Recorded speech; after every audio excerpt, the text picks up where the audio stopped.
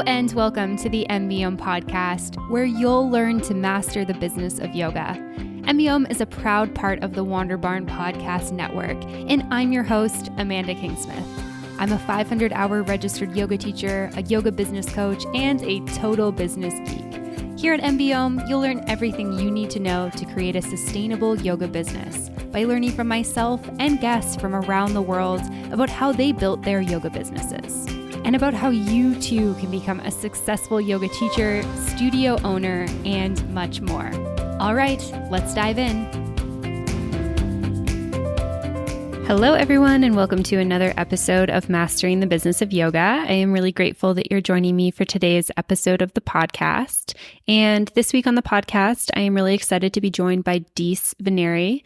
Denise is a former educator with a master's in English literature and writing turned multi-six-figure business coach, helping other soul-driven entrepreneurs like coaches, yoga teachers, wellness practitioners, and more create businesses in alignment with their purpose and vision of impact while working with their soul-aligned clients. She's wildly passionate about helping soulful entrepreneurs build real wealth, lead movements, and create legacies while living a lifestyle that makes them feel wildly fulfilled. And in this episode of the podcast, Denise shares her journey creating a successful business, including the business lessons that she's learned as an entrepreneur. And we also discuss the power of word-of-mouth marketing, including what it is, how you can use it in your yoga business to get more clients and make more revenue, and much more. And word of mouth marketing is one of the most underrated types of marketing. I feel like it's something that we should be talking so much more about, especially when it comes to the yoga industry. So I'm really thrilled to be sharing this conversation with you guys today. And before we dive into this episode, I just wanted to give you a quick reminder that my book is now available for purchase. It is called How to Master the Business of Yoga, Practical Tools and Tips to Help Yoga Teachers Create Thriving Businesses. And it is a compilation of a number of different podcast episodes on different topics, walking you through different teachers' stories, their business lessons, how they've created their businesses in different fields, and so much more. And my favorite part about the book is that each section has journal prompts so that you can actually take the teachings and make them tangible for your business. So if this sounds like right up your alley, if you're new to the business of yoga, if you're a new yoga teacher, or if you want to expand your yoga business but just don't know how, then definitely go check it out. You can find it at mbomyoga.com/book. All right, you guys, let's dive into the episode with Denise. Without further ado, here she is. Welcome to the podcast today, Denise. I'm really excited to have you here with me. Oh, I'm so excited to be here too. I've been listening to your podcast for a while. It's like one of the OG yoga business podcasts. So I'm really happy to be here as well. Yeah, I'm excited to have you here. And yeah, it's really interesting. When I started my podcast at, I guess, the beginning of 2016, there was really not a lot of other people talking about the business of yoga. And now I just had a client send me like, oh, have you heard of this person? And I looked them up and it's like, oh, they have a business, a podcast. I was like, oh, there's so many people doing this, which is really amazing that there's more educators helping yoga teachers. Oh, I agree. I think that this has been a long time coming.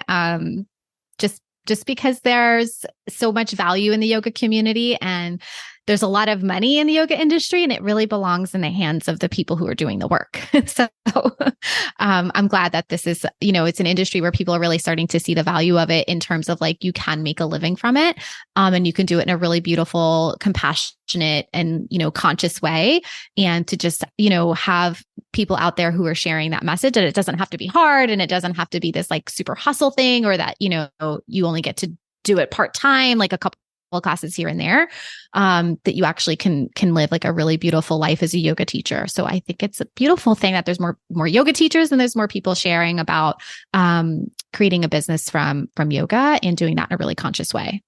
Yeah, absolutely. I completely agree with that. And I'm curious, before we kick things off, where are you joining us from? So right now I happen to be on vacation in Florida, but I grew up in New York, and then I've lived for the last 15 or 16 years in New Jersey. So I'm pretty close to the Jersey Shore. I'm a little over the place today. All I know about the Jersey Shore is like gym tan laundry.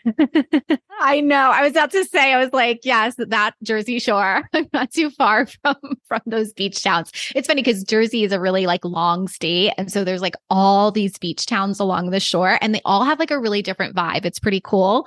But of course, that's what everybody thinks of when they hear that, oh yeah, I live close to the Jersey Shore, but I live the part of the Jersey Shore I'm really close to is like very family friendly. There's no gym tan laundry. There's like, there's even like dry beach towns, which, is pretty cool too. So yeah, no, that's awesome. Very cool. Yeah. And for anyone who's like judging me for watching Jersey Shore, I was in college when it came out. So here's my defense. Amazing. I'm curious, can you share with us a little bit about your background, your story with yoga, how you got into yoga? Oh, sure. Absolutely. So, oh my gosh, it's like so cliche. I always say it's so cliche, but I found yoga in a gym. I was 18 years old and I had gotten into a car accident. My doctor was like, you should, go to the gym, work out because I've bulging discs in my neck and back. And, he was like, I'm not going to do surgery on you. You're too young. But, if you just keep, your body healthy and strong, like it should help minimize any complications you might have later on down the road.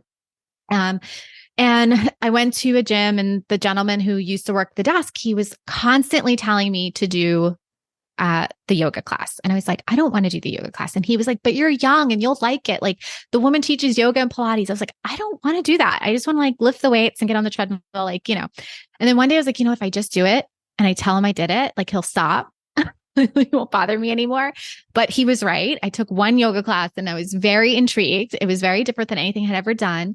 And that really spurred my love of yoga. So when I moved from New York to New Jersey after I got married, I was like, okay, I need to find like a yoga studio. And it was very different than the gym yoga, as you can imagine. And I realized there was so much more to yoga that I hadn't even really tapped into. And that is where I started more the spiritual journey with my yoga practice and finding like a mentor and a teacher. And I did my 200-hour in 2010. And then I did my 500-hour like a few years after that. So I've been teaching for a really long time. I'm on like faculty for the 200 and 300-hour. And I taught doing the yoga teacher hustle for many, many years while being a New York City educator. So I have, I've been an English teacher at the high school and university level. And I resigned a couple of years ago, finally. I had wanted to do that for a really long time and be full-time in my own, yoga and wellness business, but I had lots of stories around whether or not I could replace my salary. And, I have a family and I have 3 kiddos. And eventually it just got to a place where I said, I'm just so passionate about this work. It's been life-changing for me. I love the community. And I just was like, okay, I'm going to put some effort into this. And what happened was, as I started really treating my yoga thing that I was doing on the side, I started saying I have a business. And funny, when I decided that it was a business, I made very different decisions. And I started running it like a business. I started really thinking about what kind of offers are going to serve the people that tend to want to work with me. And because I was surrounded by so many yoga teachers who just graduated that would come through like our programs, I created a mentorship because a lot of them would take the 200 and 300-hour and then never like teach. And I was like, yeah, there's something going on here. So I launched a mentorship and I ran that for a couple of years. And inside that mentorship, I had a lot of them ask how I was able to have a business, work full time, and have 3 kids. And at first I would like shy away from it and be like, oh, I don't know, I'm just doing my thing. And then I realized like they want me to answer the question. I think they want a business. And so I started mentoring them on some business things inside of that yoga teacher mentorship. And that just kind of spiraled from there. And that's how I got here, where I help, I say spiritual entrepreneurs. So it's not just yoga teachers. I have coaches, I have Reiki practitioners, I have MFR therapists in my programs, people who run their businesses online, people who have brick and mortars. And I'm very passionate about our community and really helping them, be able to live from doing their sacred work. I think it's really important that people do that. And I want the people who really love and have reverence for these practices to be the people that get to monetize it. Hey, yoga teachers, we're just taking a quick break from the podcast to talk all about Offering Tree. I have a few questions for you. Does the admin in your business frustrate you? Are you tired of emailing back and forth with individual registrants for your offerings? Do you catch yourself dreaming of hiring a virtual assistant? Do you want a system to help your business run smoothly? If you've answered yes to any of these and you're ready to simplify your business this fall, Offering Tree is here to help because they make it so easy for your clients to book your services and offerings without the email back and forth, without the frustration, and without needing to hire a virtual assistant. Bring everything for your business together into one handy place and let Offering Tree do the heavy lifting with your admin. Learn more and get a nice discount after your 14-day free trial using my link. It's offeringtree.com/MBOM. Once again, that's offeringtree.com/MBOM.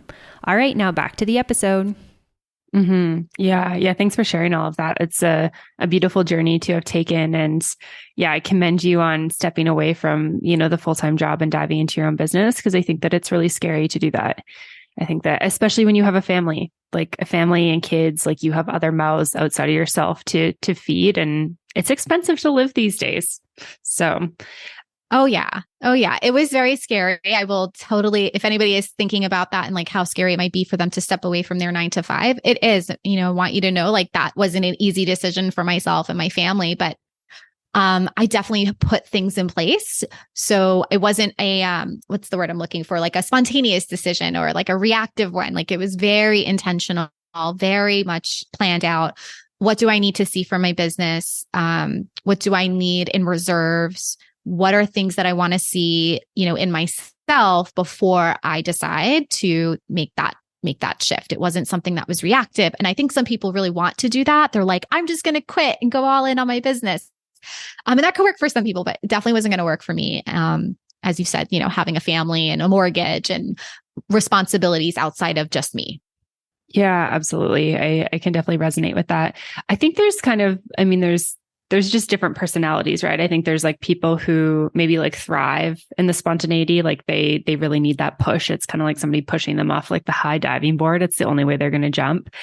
And then I think there's others who like maybe put off the planning until it gets to be so much where they like need to quit, or maybe they even get let go or something like that because they just can't show up in that capacity. And then there's other people, which I think it sounds like you and I might fall in this camp.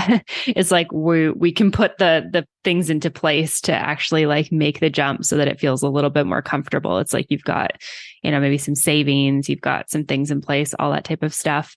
I'm curious, can you just briefly dive in a little bit more about like maybe some of the things that you did do to make that jump? Because I feel like there's a lot of people who are kind of maybe like sitting on the edge with this or toying with it or just not really sure like when is the right time, et cetera, et cetera. Yeah. I mean, when is the right time is really a personal decision. I'll just start there because, it really does depend on, what is your living situation like, what is your family situation like, and what do you need to live? Some people can say, hey, I'm going to leave my job. I'm going to go back home, live with my parents. I'm going to start running my business from there. And they don't need that much in reserve. So knowing what you need is just getting super honest with yourself. What do you need coming into your business every month that is going to help provide for your livelihood, whatever that might be, whatever those numbers are, as well as what do you need to keep the lights on in your business, making sure that your business is able to continue to move forward every single month. So that's first things first. The other thing I would say for me, like the journey that I made was I really had to look at, I was working in a couple of yoga studios. I had a lot of yoga classes, but they're not mine. They're not mine. They really aren't. I'm a contractor. And one of the first things I always tell my clients is you want to embody the mindset of being a business owner, an independent contractor, but you're not an employee. Because when you think that you work for someone else's, studio or you work for someone, it kind of takes the responsibility off of you. You don't really think about you don't think of it as a business. So the first step is the mindset piece of like, this is an actual business. I'm an independent contractor working in so-and-so studio.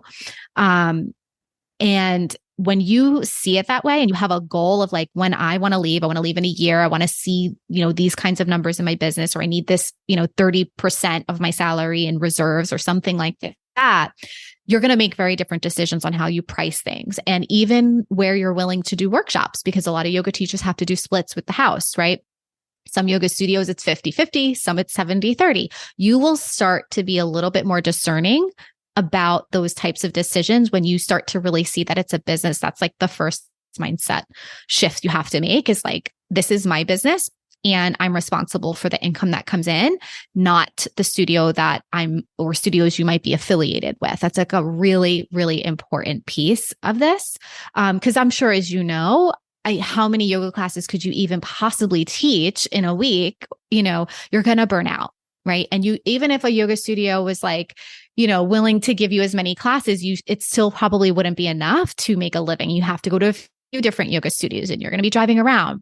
So you want to pull business on your like real estate, essentially. You want to figure out how can you create offers that your clients come through you, the revenue comes through you, therefore the profit stays with you and you don't have to share that with anybody. So for me, what this looked like was I had that yoga teacher mentorship. I did run it in a studio for a couple of rounds. And then I realized, hey, I think I could run this online. And so I started running it online. I offered one-on-one and I did that all online. And I priced it the way that I felt like was commensurate with, my experience and what felt really nourishing for me. I sold packages and I moved a lot of my work online. I still taught yoga classes. I'm still on faculty for 200 and 300 hour, but it's certainly from the place of overflow. It's just because I love to do it. I love to mentor people. And I love to still teach like my public yoga classes on Sunday mornings. I love my people. But it's not like my bread and butter. I have a whole complete business that's not related to the yoga studios that I teach in. It's my business. It's on my platform. It's on my real estate. And so I would really start with those two components is first stepping into the mindset of a business owner and start looking at how can you have business coming through your platforms and coming to you directly so you can start to pull out of some of the yoga studios that you're working in, because there's just no way that you're going to really be able to make a full-time living doing it that way. Mm-hmm. Yeah, I feel so aligned with everything you said. I feel like this was one of my big realizations. And one of the reasons I started the podcast back in 2016 was like, I was working part-time managing a yoga studio. I was maybe bringing in like $500 to $1,000 a month doing that. So very, very part-time. And then I was teaching yoga. And, as I was getting these like jobs as a new yoga teacher, it's like, oh, we can pay you like $35 a class. We can pay you like $45 a class.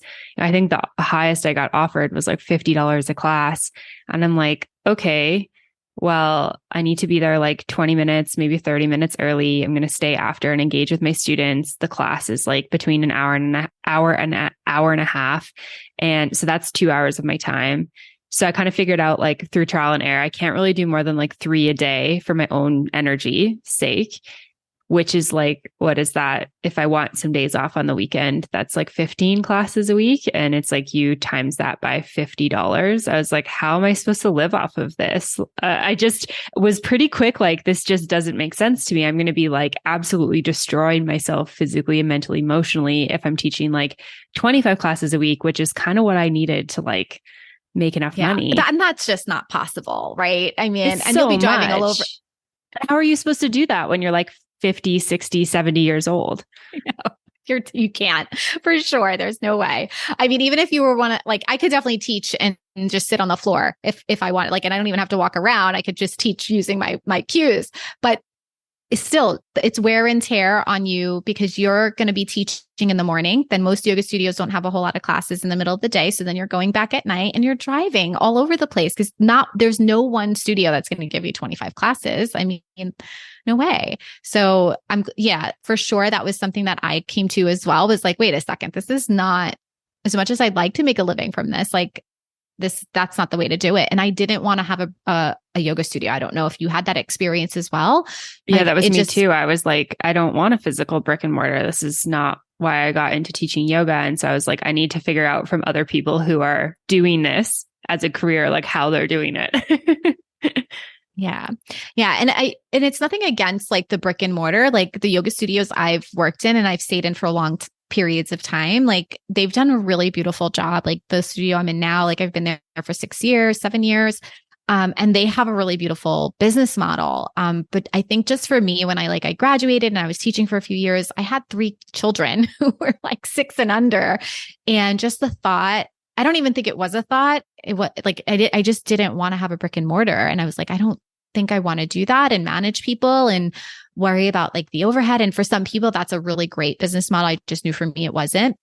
And I knew at some point I was going to want to move. So that was another factor. Like, when you have a brick and mortar, like you can't just pick up and move, right? But an online business, you can run it anywhere. And I think that was what was also really appealing to me. And it felt like I also could reach a lot more people than I could in my local community. Ready to supercharge your career and business success? Coach Pals is the ultimate networking platform tailored exclusively for wellness professionals like yourself. Coach Pals focuses on empowering connections that truly transform your path. Whether you're a dedicated yoga teacher or an ambitious yoga business owner, they've got you covered with innovative features designed just for you. Let's talk about Coach Pals' professional profiles. They're not your typical resumes. They're dynamic showcases of your expertise, experience, and skills, enriched with your wellness passion, journey, and community impact. With testimonials and skill endorsements, your profile becomes a magnetic hub for partners and clients. Imagine having a central space that unites your professional identity, opening doors to limitless opportunities thanks to the power of effective networking. From dream job openings to fruitful partnerships and supportive communities, Coach Pals truly has it all. Use code MBOM, that's MBOM, to enjoy your first month free when subscribing to a professional monthly plan. Learn more about Coach Pals Pro membership benefits at coachpals.com/memberships. Once again, use code MBOM when you're signing up to get your first month free. All right, now back to the episode. Mm-hmm. Yeah, absolutely. And I think, I also love what you're talking about with the business mindset, because I do feel like that's a big game changer, right? It just changes the way we think of ourselves, the way we think of what we're doing.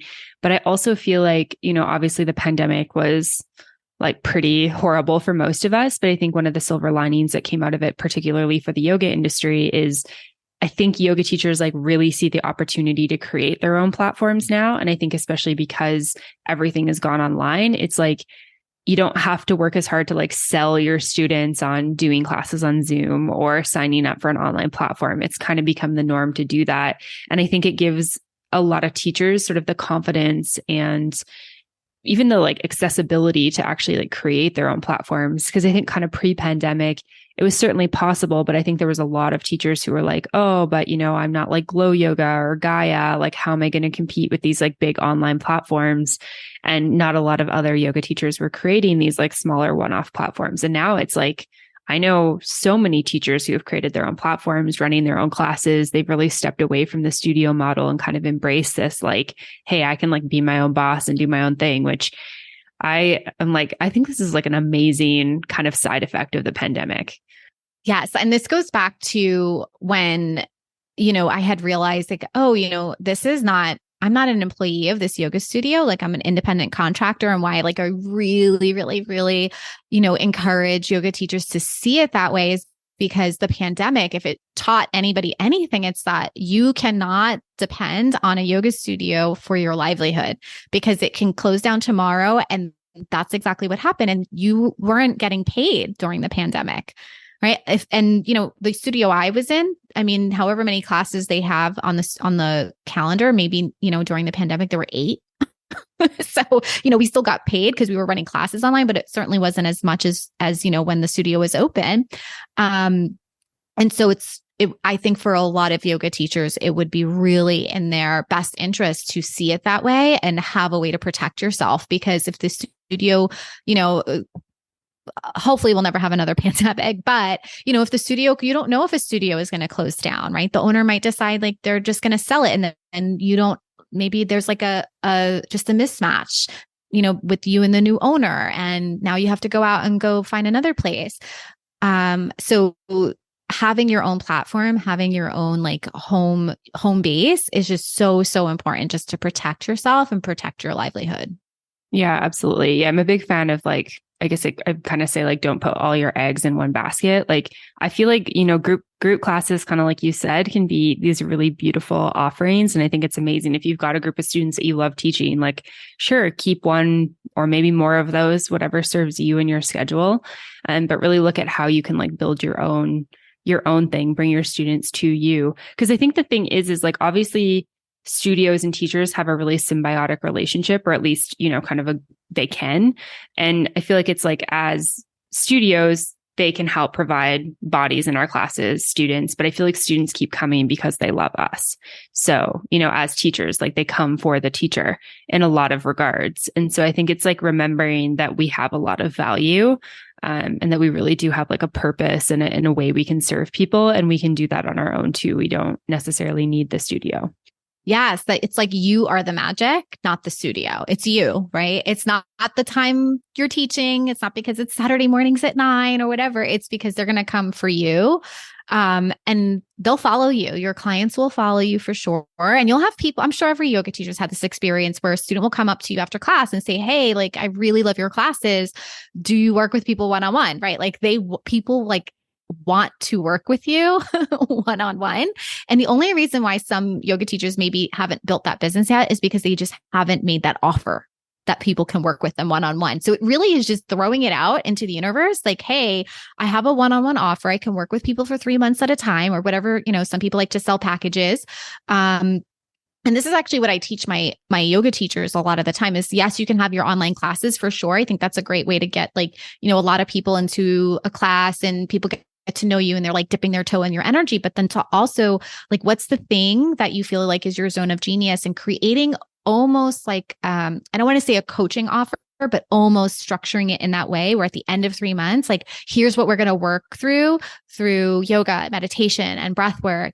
And there's a very clear result that you're selling through the modality of yoga, and thinking very intentionally about how long will that take somebody? How long will it take someone to get this result? So if someone is, let's say you're from corporate, right? Like, I have a client who works in corporate, and her yoga business is all about helping people who work in corporate, like, de-stress and learn how to take these high stressful situations that they're in all day long and create moments of movement where they step away from their desk and they can fit in 15 minutes of meditation. She has a whole process that she works them through. I have another client who she's very well known for children's yoga in her community, and she's even a published author. And she found that there's a need for the moms to have community. And so she works with the kids yoga in person, but she wants to do a yoga program for the moms, and that she's going to be doing online. And she's already like, it's gonna do really well because she's already well known in person, and she's got a ton of moms who are totally going to want to join that community. So thinking about yourself that way too is like, you don't just have to do online classes. You don't just have to do these one-on-one, yoga sessions. There's ways for you to structure your business where you can have these more long-term offers where you're really nurturing relationships with people. And it's leveraging your zone of genius and the thing that you're passionate about. And you get to just play in your business, which you can't always do when you're working for someone else. But in your business, you really get to play. And I think that's what a lot of these quote unquote celebrity yoga teachers they learned. They figured that piece out, is that you can leverage your zone of genius. You can create really unique offers. And if you get out of the studio, you get to do that and you get to play in your business. And I think that's why so many of them are so successful. Mm-hmm. Yeah, I love that so much.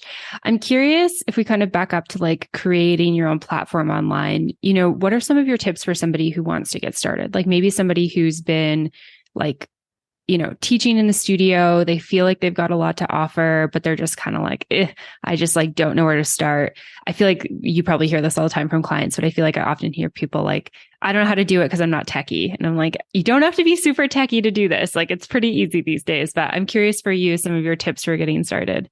Yeah. So I love that you said earlier, one of the things you always say is don't put all your eggs in one basket. I have that same philosophy. And I tell people you have a built-in community already, a built-in audience if you're teaching publicly in person. So we don't want to throw it all out, especially in the beginning, because a lot of your first clients will come from those in-person connections that you have. And so as you continue to nurture those in-person, you're doing workshops in person, you're doing, maybe you are doing a 6-week series, you're teaching your regular public classes.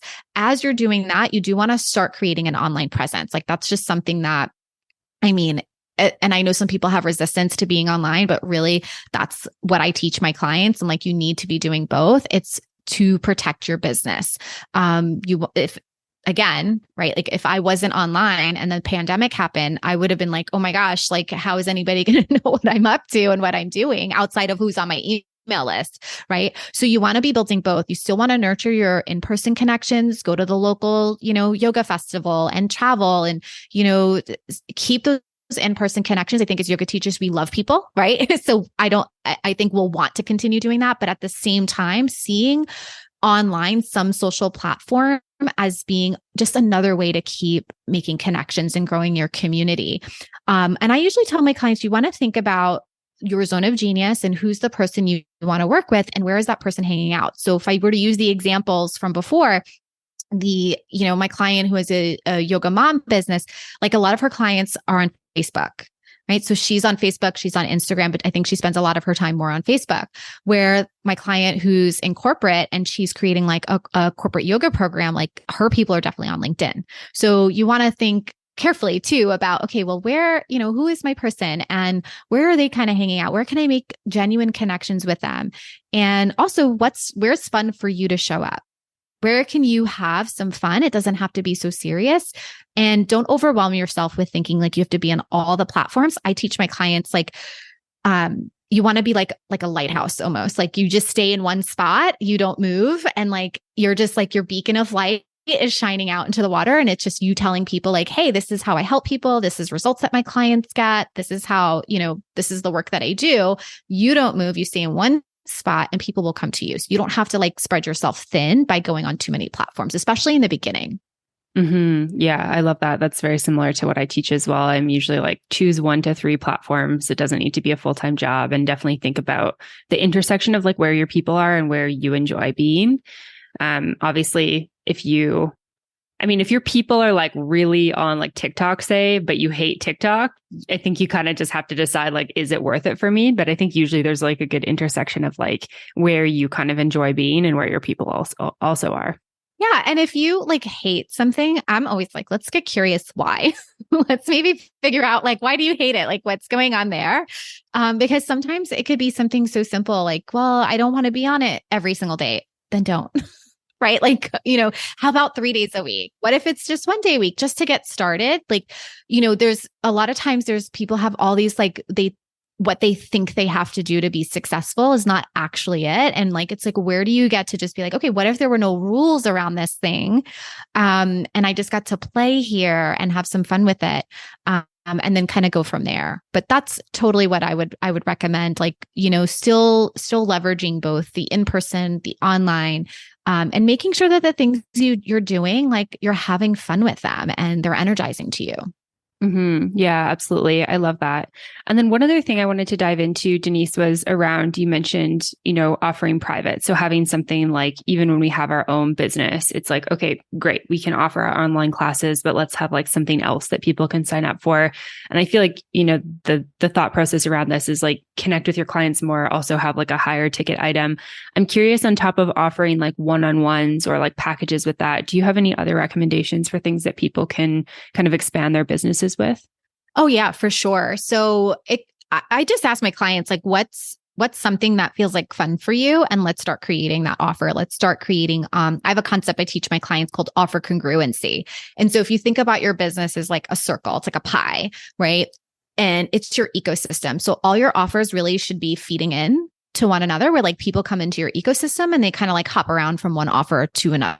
So they should kind of speak to each other. So if you do online classes, when you're teaching your online class, let people know. And by the way, like I have spots open for one-on-one clients. So for those of you that, wanted to do XYZ, and you let them know what's available to them when they work with you privately, you will have people who will hear it, and they might need to hear it a few times. And then eventually they mosey on over to becoming a one-on-one client.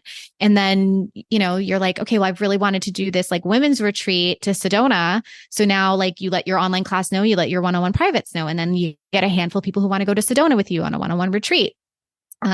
Maybe you're doing, you could be doing couples yoga. There's lots of, you can do workshops still, you can do workshops online, and it kind of just depends on, do you like working with people one-on-one? Do you like doing more group things? Do you have the bandwidth for travel? Retreats take a lot of work and require a lot on your end in terms of travel. Is that part of your bandwidth? I mean, for me, it wasn't. I had again, like I know you're a newer mom too. So me traveling and being like, I'm out, If I'm going to go on a retreat, it's going to be for me. I am not hosting one. I've done it before. And in this chapter of life, it's not what I want to do. Totally my philosophy, right? Like, and because I've been on a couple of retreats where, I didn't necessarily, I've ran a couple, but then there were a few that I was like co-hosting and I was like, never, I'm just not doing it. I'm like just at a different point in my life. I don't want to do it.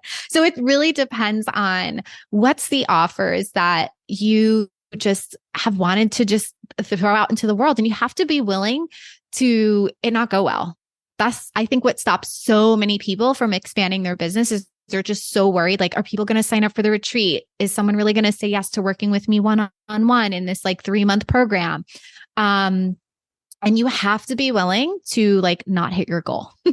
So if you have a goal of 5 people signing up for the retreat, you have to be willing that, 3 people might this time, but the next time you do it, you might hit your goal or do more than your goal.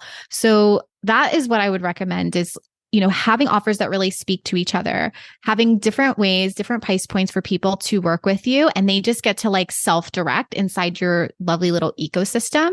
And just making sure you have the bandwidth to do it all and do it really well, because something that I have found for sure is that word of mouth is really powerful for yoga teachers. It's really, really, really powerful. And so you want to make sure you have the bandwidth to work with your clients in a way that like they're really getting results and they're getting incredible experiences, because it's such a powerful form of marketing for you. Mm-hmm. Yeah. So much good stuff in there. And yeah, I feel like there's a couple things to consider. I mean, it's like looking at, I think it's again, the intersection of like who your client is, like who your ideal client is, what they're interested in, and also your passions, interests, and expertise. So kind of the intersection of those two things. And I think sometimes we think like, oh, we got to use all the fancy software and be on all the social media. And I'm like, it is so powerful to just talk to your people. Like talk to your people who are in front of you, who are showing up to your classes. Like they'll tell you what types of classes they want. They'll tell you what sort of things they're interested in. Then you can go, oh, you seem really like interested in this. Do you guys want to do a workshop on this? Or do you guys want to go to, Arizona or Costa Rica or whatever it is? And then you can kind of see like, oh, is that going to work for me? And I feel like sometimes I was just talking with a client about this the other day, and she's just at a point where she's a little stuck with things. And I was like, what about like, just like meeting with your people? What about just having a little chat with them and seeing like what they need? Because it's so easy to get like stories in our head around our prices or our offerings or why people are coming or why they're not coming. It's like, why not just talk to them? They're just like other humans, and they can give us so much insight about what they do and do not want and need. Oh yeah. And I think sometimes too, like they'll tell you without even asking. You just have to be really listening. So much of because I've had my business from, when was it? I think like 2015, 2016. I've had a, yoga coaching business, and I did that on the side. And really how it started was because I would have students come up to me after classes and say, hey, like you taught this thing the other day in class. I really love to learn more. Or, oh my gosh, like I learned how to do crow because of your cueing. Like you should totally do workshops on other like poses like this. And I just listened. I was like, oh, okay, sure. If that's what you want. Like, even if I wasn't as interested at the time, I didn't even know what my interests were. So I was just like, sure, I'll do that. And I just like, I threw so much spaghetti at the wall. Like I was just one of those people who was like every month doing a workshop because people told me I should do this and they wanted to learn from me. And what happened through that was like a lot of trial and error. And I learned from that what I actually really love to do, what I don't like to do, what my zone of genius was. But I see some of the best ideas I got for offers came from my clients. It really did. It came from my students. It came from my clients. Yeah. So I love that you like that was part of the coaching you gave your client. Like, why don't you just go talk to them, ask them what they need? Yeah, for sure. And I love that you added like listening. Like sometimes we don't even have to ask pointed questions. We just have to be curious and listen, like just listen to what they're saying.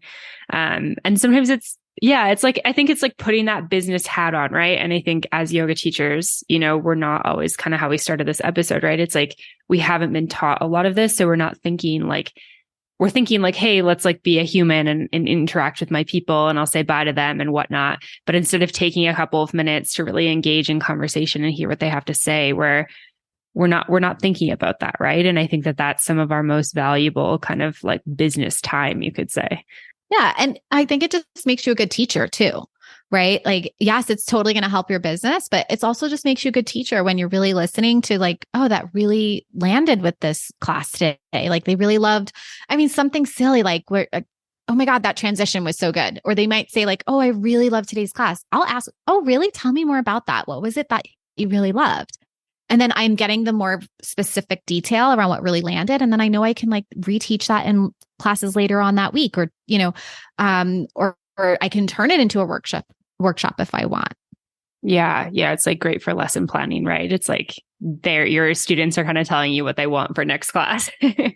Yeah. We don't have to like make it so hard all the time. Yeah. Yeah. No, totally. I think it's like simplifying because I think sometimes the business stuff can just be like really overwhelming. And I think it's just simplifying things a little bit. I wanted to loop back around to word of mouth marketing. I'm curious, when you kind of talk about word of mouth marketing or teach about word of mouth marketing, do you encourage your clients to do anything specific? Or is it kind of like, hey, if I'm a great teacher, I put something out there, I just like trust the process of them telling their friends? I don't tell people to like ask for referrals. I mean, so directly, if that's what you're asking, I actually did a training on word of mouth. And I did a free training. It's on my website. But the way I teach it, and I'll try to condense it down into a couple of sentences, but the first tenet is like your offer is everything, and getting the right people into your offer is also really important. So your offers have to be compelling. They have to really solve, be a solution to something your clients are looking for. And you as the facilitator, and whether it's a group or retreat or one-on-one, is to make sure that the client is getting what you said you would deliver, and making sure that if there's any, wobbles, that you just address the wobbles. Your offer is what people will come to know you for. It becomes kind of like your brand's reputation. And so, at some point, if you think about, quote unquote, celebrity yoga teachers, we know their names, but we really know what they're known for. And the reason why that is because they've over delivered inside of their offers. So your offer has to be, it's not something you just slap together. There's a really intentional way of putting pieces together when you know exactly who you want to work with and what transformation you want to help that person get. And I think this is the educator in me. I tell people like, you want to even think about kind of like curriculum. What is the process or the methodology that you're going to walk them through that's going to help them get the result that they want? And that all comes down to your offer. And then messaging is how you're communicating the value of that offer, but you want to get the right people in it as well. I've seen where, in some businesses where they'll just let anybody in a program, they'll let anybody in an offer, and then it just becomes this hot mess of, some people are getting incredible results and some people it's like dragging them through the process. So your messaging can really make or break like the offer, because you don't want to just let anybody into your programs, right? Like, people can come take an online class, but if they're going to work with you one-on-one, it has to be a really good fit.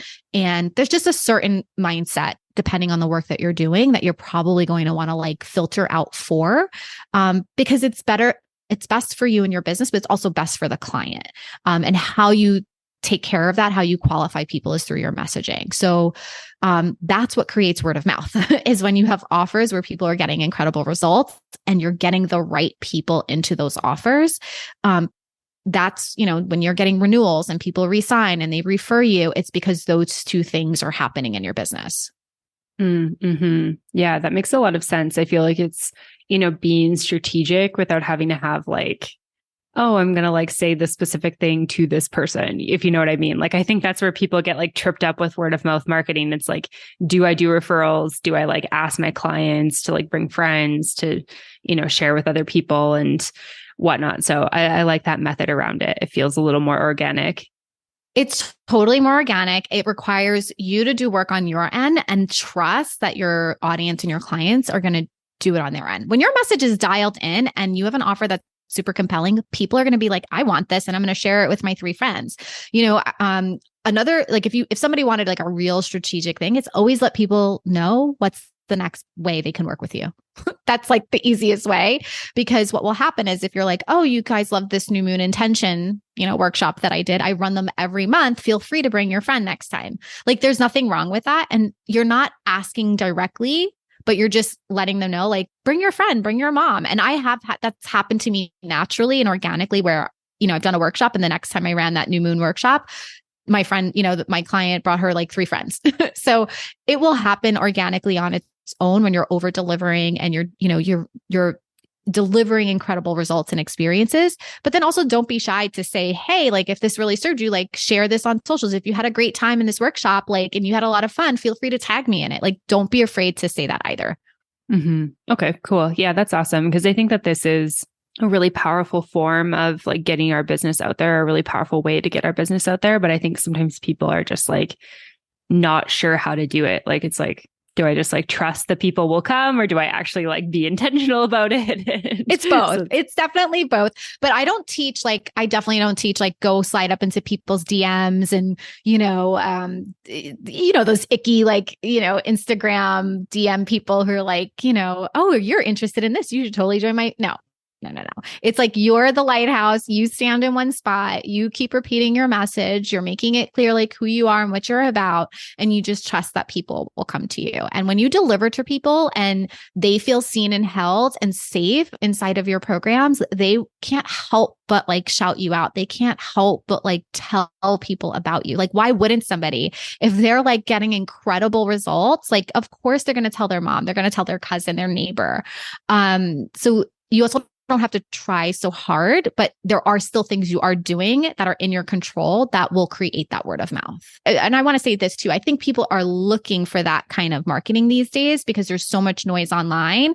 Like, think about how much more valuable it is when you get somebody refers somebody to you. There's like a natural trust built in. So I agree with you. I think it's a really powerful form of marketing. And not enough people are paying attention to that aspect of their business. Yeah. I think that last point you hit on is really on point with like just where we're at in 2023 and where we're at with like just all the stuff online. I feel like there's a million businesses out there and, most of them are really great. It's not a bad thing that they're there, but I just feel like it is really hard sometimes if you're looking for something like, say, you're looking for a yoga teacher or a yoga therapist or a coach or I don't know, a product even. It's like so hard to kind of just decipher like what's best for you. Like, I feel like more often than not, I see like friends posting like, hey, what's your recommendation for this? Or can anyone recommend, somebody for this service? And I know like even in my local community within like my like WhatsApp chats and stuff, people are constantly like, oh, can somebody recommend a gardener or a swim instructor or, whatever. And it's always through word of mouth. And I feel like pretty much all like the people we have who like help us with things within our like day-to-day life have come through word of mouth. Mm-hmm. Absolutely. Because it just shortens how much research you have to do on your end. Yeah, totally. Right. And if you value, and we naturally just value someone else's, if they've had an experience, like we naturally like put a little more stock in that than like finding somebody cold, through scrolling online or something like that versus like, oh, well, my neighbor said this person is a really great, teaches a really great class. I'll go take the class. Let me see what that's about. Versus like, okay, let me go read all these reviews on, Mind Body and, like, let me just go try this studio down the street. Like some people will do that, but a lot of people put a lot more stock in getting a referral from someone they trust and they like. Yeah, for sure. Yeah. I was just thinking, this is not like really yoga related, but I live in central Mexico. And I feel like here, especially things are just a little different than like Canada where I'm from or the US. It's like, like our gardener came this morning to like mow our lawn and stuff like that. It's like, I feel like, I'm not sure, but I feel like 99.9% confident that this dude does not have a website. Like he was the guy who was the gardener here at this house before. And like with the old tenants, we were just like, oh, look who's taking care of the house in this, like, when you guys are living here, pass me his WhatsApp contact. He cuts our lawn. Like I had a friend who had a great nanny. And I was like, would you be willing to share your nanny? She was like, no, but she's got a younger sister. You can use her.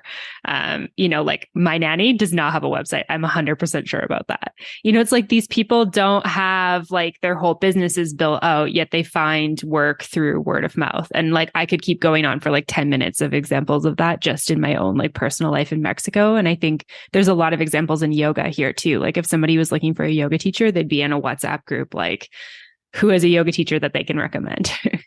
This is so good. Actually, I didn't say this yet, but I didn't have an online presence. The first few years of my business, I started teaching in like right after I had my first kid. And then I took a break after my third. And then when I started teaching again, I think I said 2015. And that's when I started getting like yoga privates. I was like, oh, I guess I kind of have like a business, but it was completely word of mouth. You can scroll back. I think my first post was at the end of 2018, the beginning of 2019. And like, I didn't even know what I was doing. So it doesn't even look like I have a business, those early posts. I didn't have a website. I wasn't even on Facebook. Like it was pure word of mouth. That's how I also know how like effective it can be. And I was making very good money as somebody who was working in a 9 to 5 and working and had a part-time, side hustle. And it was completely organic and all through word of mouth. So it's 100% possible. Like you don't need to be fiddling around with your website until like kingdom come. You can like start marketing yourself right now. You don't have to wait to have a website. Cause I see a lot of people do that too. They'll spend so much time thinking like, well, I can't launch because I'm not legit until I have a website. It's like, no, like you don't, the nanny doesn't have a website. The gardener doesn't have a website. I didn't have one the first few years. Like you can just start letting people know that you have your own business. And people can hire you and like, take care of the website when you need to, sure, but you don't need it. Yeah, no, I love that because I do think, I'm a big fan of yoga teachers having websites, especially in like 2023, but I think it's just a reminder because we can get so caught up in like the perfectionism aspect of it. And like you said, it's like, hey, I can't do this until I've got X thing. And it's like, you just get so caught up in like making sure the logo is perfect and the brand is perfect and, the copy is perfect on the website. And it's like, let's just like go out and teach. Let's just do like what we're good at. And we can kind of like focus on the other like nitty gritty stuff as we go. Yeah, it's do both, right? Do both. Have the website while you're letting people like build the website out while you're getting your business out there. Don't let the website be the thing that stops you from, just saying you can make the decision right now. Oh, I have a business right now. If you're driving in the car, you're listening to this podcast. If you want to have a yoga business, you can just decide right now, I have a yoga business. Done. Now go take action like a business owner. Amazing. I love that. Awesome. I'm curious. And my last question for you is any like business lessons you've learned in your business that you want to share with listeners, maybe that we haven't covered so far today? I think the biggest lesson, there's two. I'll share two. So one is, I think this is just from my educator background and just having taught yoga for so long. I just had a very natural inclination to want to create very safe spaces for my clients where they could feel empowered to be the human, where they could bring their boss energy in one day and the next day, like very messy human, right? And it be a safe space for all of that. I have very open, clear dialogue with my clients. I ask for, I send feedback forms out. I make sure that I'm always meeting my clients where they're at. And I've always done this. And I think, again, this is just like the educator in me that was like really taught to do that with her students and make sure that the students are getting and constantly like checking in with them. And, I brought a lot of that mindset into my business. And I think that's worked for me really well because there's, not everybody does that. It was inherent for me, but it's really your reputation and your clients feeling, seen, feeling held, feeling like empowered inside of your programs and inside of your business, and like they matter. The last thing I want to do in my business is, have anybody ever feel like they were just a number. And that was the way it started to feel like when I was a teacher, where we were looking at students like they were just data points. And I was like, this doesn't feel good to me. This is like out of integrity, right? And so you can run your business in a very human and very conscious way where, yes, it's making money, but you can still deliver quality, service to your clients, and your clients feel deeply held and seen in your programs. And that was a really big lesson that I learned because I thought everybody did that. Apparently not. So we'll just kind of leave it at that. But that was a huge lesson because, I can see that happening in like the coaching space, for example, where, not everybody's feeling like they got what they came for. And so you want to make sure that, you're running your business in a way where it's profitable, right? But also in a way that it's super conscious.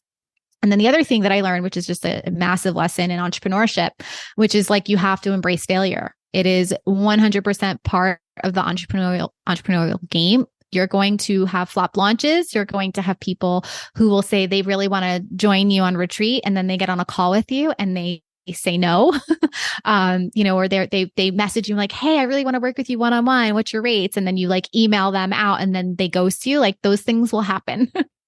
And that's part like of the journey. Like nothing has gone wrong. It's just a learning. It's a learning opportunity to be like, oh, well, what can I learn from this and carry that forward in my business? Which actually, can I add one more thing? Sorry.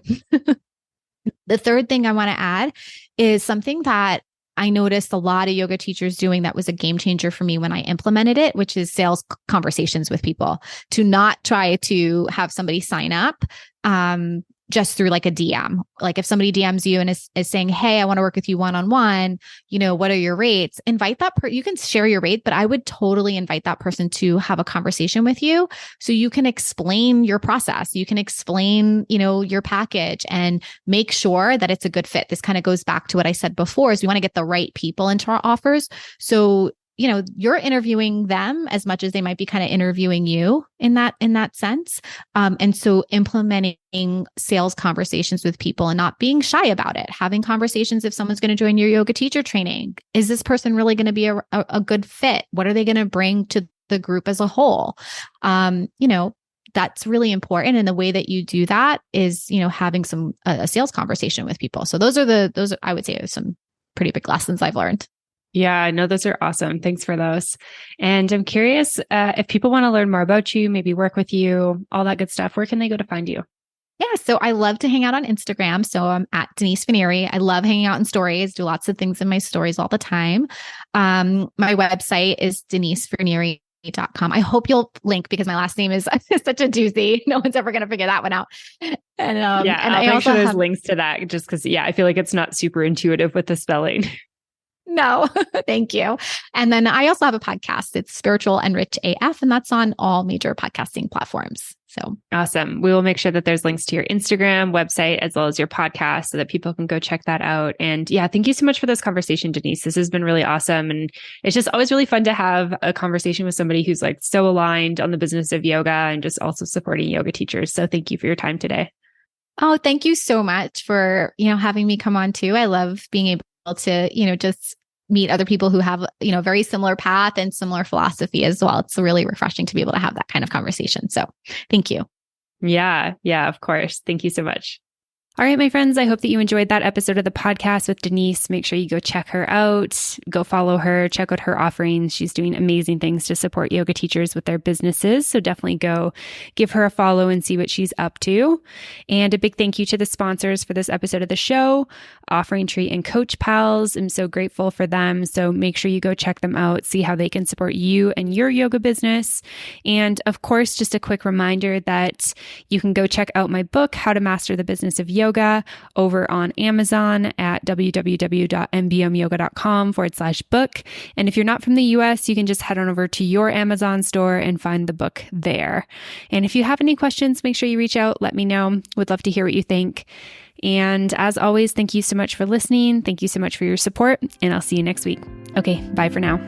Thank you so much for tuning in for this episode of the podcast. To find links, notes, resources, and everything mentioned in today and all episodes of the show, you can head on over to mbmyoga.com. You can find the podcast and myself on Facebook and social media at Mastering the Business of Yoga. And I would love for you to join the private Facebook community, Yoga Business Badasses. If you have any questions, comments, or feedback, please make sure you reach out to me at info@mbmyoga.com. And last of all, if you enjoyed this episode of the show, please make sure you hit subscribe and leave a review for the podcast. It would mean the world. Thanks so much for listening, and I'll see you next week. Namaste.